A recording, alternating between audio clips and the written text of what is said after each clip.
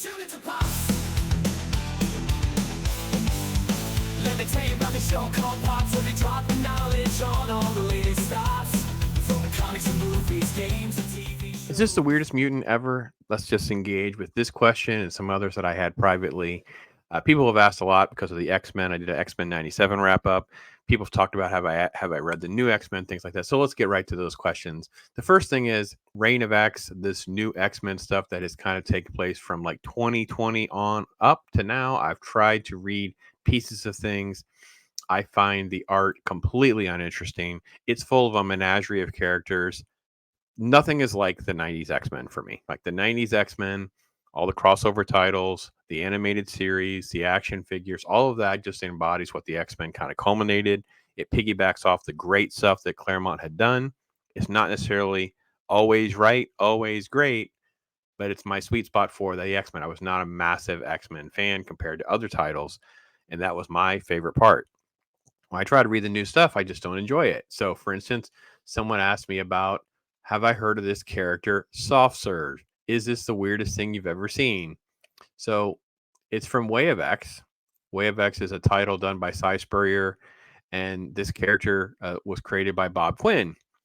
And I was like, no, I have not heard of it. I don't even know what Way of X is. Oh yeah, it's part of the Reign of X. That's why I don't. That's why I haven't read it. So I look at this immediately on my treasure hunt for finding soft serve, and I was like, I don't even understand why I have to be subjected to so many pastel colors. The color palette's all over the map, and it's just this journey. And there's just all these sort of this new thing where we have these sort of like conversations and I don't understand why we have to have this. So it doesn't happen just once. It happens usually multiple times in these issues. So anyway, long story short, I had to go all the way down past another break. I keep going. It literally is in the last page of the book. So there's another break. Um, yeah, look at these characters. It's just so. Oh, look at Magneto. We took away all of Magneto's color. Oh, everything about it. It's just awful. This is just this. What is he giving you a wet willy? Is that what's happening here? Can I tell you first? I mean, is that what he's doing? That's what it felt like. Anyway, um, got down here into the bottom. And yeah, so there's this final page right here, and Bob Quinn snuck in this character way down here on the bottom right. Well, kind of in the middle of the page, but on the right here, holding this thing up in the air. Now you can barely tell what that is.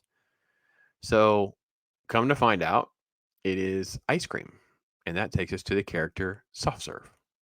Who is Soft Serve? Well, according to Bob Quinn, Soft Serve is a mutant that he sort of interjected into the universe, which I think is actually kind of cool. This is a smart play. Many other X Men artists have talked about that. And it says, my favorite thing about making X Men books is hiding mutants I came up with years ago in the backgrounds. Get ready for Soft Serve, everybody. Quote, no, Professor Xavier, I poop ice cream. I poop ice cream better than anyone. Soft Serve. I'm like, what? She's she's pooping out the ice cream. So yeah, that was the deal. So I know, and there's like all these gags and memes or whatever, and I was like, oh okay. So soft serve is a mutant that can poop ice cream. Okay, and I guess she's shown up in some other books. She's shown up in some other things. Is this the weirdest ever? I don't know. I mean, pretty. It's kind of gross weird. Like it's not even remotely like why did this seem like a good idea kind of thing, but it almost feels like it's just something they did. I feel like it's something he drew or came up with when he was like young. Like my boys when they were like 9 would come up with a character who would poop ice cream. That kind of thing. Okay, fine. And he just snuck it into a comic book. Okay, that's kind of funny. It's kind of cool. So, is it the weirdest? Is it the strangest? Is it I don't know. Let's take a look at some of the other X-Men characters. I'm just going to pick and choose some off. This is a CBR list. Not going to go down their list. I could care less about their opinion. But this is a couple. Jubilee made their list, which I think is actually an interesting conversation because her power is, at least if we're going to use the term weird, she is the annoying kid sister of the X-Men cartoon. I've talked about that. Go back in the playlist there in the description. You'll see my X-Men animated series rewatch reactions, and I explain what they used Jubilee for, and that was to be an exposition dump for children who were watching the cartoon. So if these kids were like ages, let's say 5 or 6 into I don't know, early teens, but not necessarily reading comic books. They don't understand all these characters. So she basically shoots sparklers, which I think is kind of a weird. She has sort of like some sort of weird light manipulation that I think is not. It's weird if we're going to use that term, but it's not completely useless and frivolous. I do think in X Men '97 they have her holding her own against Magneto in that weird half episode where she's in like the Mojo universe. I thought was terrible and stupid. Okay, this is one that was on their list, and there's actually weirder and uglier and crazier versions of this character. His name is Skin. Skin is Angelo Espinosa.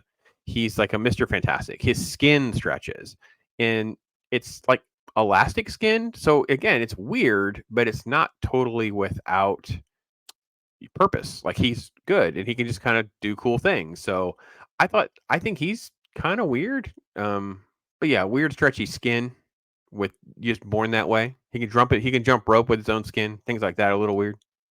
I like this one. I had never heard of this one. I actually thought about trying to read this one because I actually kind of laughed at the art because obviously this is not the art that I would expect in modern comic books. I've not heard of Lifeguard.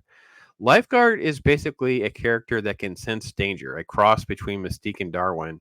Someone's in danger, and she has the abilities to sort of like change into something that would help her save their life. So she can grow multiple arms. Her skin has become like golden armor. Her leg turns into a fishtail. I mean, talk about crazy, weird stuff can happen with this lady. I don't even know what's going on. I'm not down with that. I'm down with reading some Lifeguard, especially if she looks like this. Like, what on earth am I looking at here? I have never heard of this one. It was on their list. It's just called Gold. I can't even say it. Gold balls. So as as Fabio Medina might tell you, when life hands you gold balls, you make them go poink. At least that's the sound you would hear around you if Fabio, aka Goldballs, was using his bizarre mutant power. While his fellow X Men teammates are slinging snowballs or shooting optic blasts, Goldballs can be producing gold spheres from all over his body, shooting them out in every direction. No man, no one knows what Mother Nature was thinking when she added this to the list of human evolutionary gifts. Jeez, I mean, I don't even understand. I guess technically gold balls could also poop out gold balls was why I paused on gold balls. So this was one of my favorite. I have to be honest, I have never read this, but I always saw this title and I always laughed. It's called X-Men, the worst X-Man ever. And it's basically this poor kid who's born with this mutation that he can self-detonate. So he has one chance to use his powers, and when he does, he explodes, and that's the end of his power. That's the end of his life. So Bailey Hoskins is the Tom Bomb, and I have to admit, I always wanted to read that little mini series, and I never did. And I always laughed that this was like a good idea concept, but maybe it was only done for the mini series. It's like just some kid, but yeah. I only remember the image of Glob Herman. The Glob is freaking great, man. I always thought it was just this crazy, weird, uncomfortable, strange design. I always thought about like Swamp Thing and stuff. Like, I don't understand why there isn't Glob. Like, we need to have Globs. Like, Glob's weird. He's super cool looking with his little transparent. So, wow, that is crazy. So it's just a cool design. I wouldn't mind seeing more Glob. All right, and Beak is one of those. I'm pretty sure came out. Yeah, Grant Morrison's New X-Men. I always familiar with Beak. Again, there's other weirder, crazier, stranger designs. Beak's always around. They didn't really know what to do with him. Just this awkward teen member of the Shi'ar Empire. Mutant becomes several alien traits, like he's lightweight, has hollow bones, feathers, blah blah blah. He's just basically like a giant human bird, but he's like a nice guy. And I'm like, okay, all right, just draw him in the background like the ice cream pooping lady. So. I don't know. So I'm sure you guys know more. I just pulled that up quickly. I couldn't believe that anyone would think that I would know soft serve, that I would know about the poop in ice cream, that I would, and why I don't review X-Men titles. I did not like Ultimate X-Men. I try to give it a chance. I don't want to hear lectures about anime. That's not a superhero title. That we need to have. I mean, it's just those two things just don't go together. Like, I don't understand. Like, this isn't Ultimate X-Men is not where the anime should be showcased. I'm sorry. It's just me. Sales and time will prevail. Maybe I'm wrong, but been doing this a long time. That's not the place for that. That's all. So anyway, soft serve. That was up there. The guys caught me off guard with that one. So I can mark this off my bucket list of my exposure to soft serve. Hey Bob Quinn. hail to you, man. Because I got a feeling this is something that you did when you were 9. Is this something you did like a month prior? That's a little weird, dude. Like as an adult dude that you thought that up. But if it's something from your, a long time ago, I get it. So anyway, that's my take on it. Hear from you guys. Thank you for tuning